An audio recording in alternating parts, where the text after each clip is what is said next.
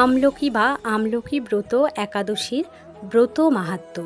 যুধিষ্ঠির বলিলেন, হে কৃষ্ণ, মহাফলদাতা বিজয়া একাদশীর কথা শুনলাম। এখন ফাল্গুন মাসের শুক্লপক্ষের একাদশী যে নামে বিখ্যাত তা বর্ণনা করুন। শ্রীকৃষ্ণ বললেন, হে মহাভাগ যুধিষ্ঠির, মান্ধাত্যার প্রশ্নের উত্তরে মহাত্মা বশিষ্ঠ এই একাদশীর মহিমা কীর্তন করেছিলেন। আপনার কাছে এখন আমি সেই কথা বলছি। এই একাদশীর নাম আমলকি। বিষ্ণু লোক প্রদানকারী রূপে এই একাদশী বিশেষভাবে মহিমান্বিত। একাদশীর দিন আমলকি বৃক্ষের তলে রাত্রি জাগরণ করলে সহস্র গাভী দানের ফল লাভ হয়ে থাকে। হে পাণ্ডুনন্দন, পূর্বে ব্রহ্মার রাত্রিতে দৈনন্দিন প্রলয় উপস্থিত হলে স্থাবর জঙ্গম সহ দেবতা, অসুর ও রাক্ষস সব কিছুর বিনাশ হয়। তখন ভগবান সেই কারণ সমুদ্রে অবস্থান করেন। তার মুখপদ্ম থেকে চন্দ্রবর্ণের এক বিন্দু জল ভূমিতে পড়ে। সেই জলবিন্দু থেকে একটি বিশাল আমলকি বৃক্ষ উৎপন্ন হয়। এই বৃক্ষের সারণ মাত্র গোদানের ফল দর্শনে তাহার দ্বিগুণ এবং এর ফল ভক্ষণে 3 গুণ ফল লাভ হয়। এই বৃক্ষে ব্রহ্মা, বিষ্ণু আর মহেশ্বর সর্বদা অবস্থান করেন। এর প্রতিটি শাখা প্রশাখা ও পাতায় ঋষি, দেবতা ও প্রজাপতিগণ বাস করেন। এই বৃক্ষকে সমস্ত বৃক্ষের আদি বলা হয় এবং তা পরম বৈষ্ণব রূপে ব্রতের একটি অদ্ভুত ইতিহাস আপনার কাছে বর্ণনা করছি। প্রাচীনকালে বৈদিশ নামে এক প্রসিদ্ধ নগর ছিল। এই নগরে চৈত্ররথ নামে এক রাজা রাজত্ব করতেন। চন্দ্রবংশীয় পাশবিন্দু রাজার পুত্র রূপে তিনি জন্মগ্রহণ করেন। তিনি অত্যন্ত শক্তিমান ও ঐশ্বর্যশালী ছিলেন। শাস্ত্র জ্ঞানেও তিনি ছিলেন সুনিপুণ। তার রাজ্যের সর্বত্রই মনোরম আনন্দপূর্ণ এক দিব্য পরিবেশ লক্ষ্য করা যেত। প্রজারা ছিলেন বিষ্ণু ভক্তিপরায়ণ। সকলেই একাদশী ব্রত পালন করতেন। তার রাজ্যে কোনো অভাব অমঙ্গল ছিল না।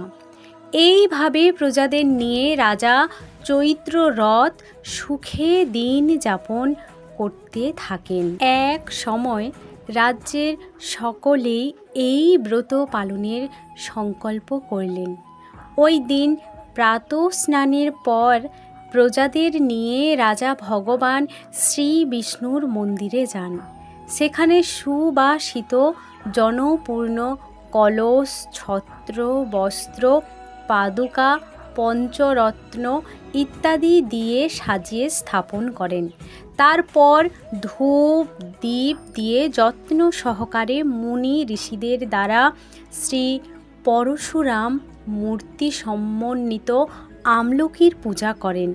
হে পরশুরাম, হে রেণুকার সুখবর্ধক, হে রাত্রি, হে পাপ বিনাশিনী আমলকি, তোমাকে প্রণাম। আমার অর্ঘ্যজল গ্রহণ করো। এইভাবে দিনে যথাবিধি পূজা, স্তব, স্তুতি, নিত্য গীত করে রাজা ভক্তি ভরে সেই বিষ্ণু মন্দিরে রাত্রি জাগরণ করতে লাগলেন। এমন সময় দৈবযোগে একটি ব্যাধ সেখানে উপস্থিত হয়। পূজার সামগ্রী সহ বহু ব্যক্তিকে একত্রে রাত্রি জাগরণ করতে দেখে সে কৌতূহলাক্রান্ত হলো। সে ভাবল, এসব কি ব্যাপার? বিষ্ণু মন্দিরে প্রবেশ করে সে বসে পড়ল। কলসের উপরে স্থাপিত বিষ্ণু মূর্তি দর্শন করল। ভগবান বিষ্ণু এবং একাদশীর মাহাত্ম্য সে মনোযোগ দিয়ে শুনল। সারাদিন ওই ব্যাধ কিছুই আহার করেনি। এইভাবে ক্ষুধায় কাতর হয়ে সেখানে সে রাত্রি জাগরণ করতে লাগল। পরদিন প্রজা সহ রাজা নগরের দিকে যাত্রা করলেন। সেই ব্যাধও তার গৃহে ফিরে গেল। এরপর এক সময় ব্যাধের মৃত্যু হল।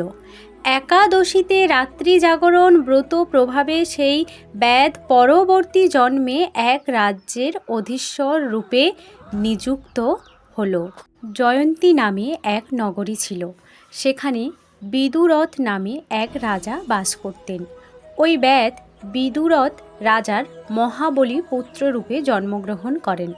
তার নাম হয় বসুরথ। 1,00,000 গ্রামের আধিপত্য তিনি লাভ করলেন। তিনি ছিলেন সূর্যের মতো তেজস্বী, চন্দ্রের মতো কান্তিমান ও পৃথিবীর মতো ক্ষমাশীল। বিভিন্ন সদ্গুণে ভূষিত বসুরথ পরম বিষ্ণু ভক্তি পরায়ণ হন। এই মহাদাতা রাজা একবার শিকার করতে গিয়ে পথ ভুলে যান। গভীর জঙ্গলের মধ্যে ক্ষুধায় পীড়িত হয়ে তিনি ক্লান্তিবশত শুয়ে পড়েন। এমন সময় কতগুলি পর্বত নিবাসী ম্লেচ্ছ রাজার কাছে এসে নানাভাবে উৎপীড়ন করতে থাকে। রাজাকে তাদের শত্রু মনে করে তারা হত্যা করতে চেষ্টা করে। পূর্বে এই রাজার আমাদের পিতা, মাতা, পুত্র, পৌত্র সবাইকে মেরে ফেলেছে, আমাদের গৃহ ছাড়া করেছে। এই রকম বলতে বলতে ম্লেচ্ছরা রাজাকে হত্যা করতে উদ্যত হয়। তারা বিভিন্ন অস্ত্র শস্ত্রে তাকে আঘাত করতে থাকে, কিন্তু আশ্চর্যের বিষয় তাদের সকল প্রচেষ্টা ব্যর্থ হয়।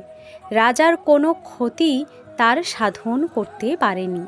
তখন রাজার শরীর থেকে নানা অলঙ্কারে বিভূষিতা এক পরমা সুন্দরী স্ত্রী মূর্তি আবির্ভূতা হন।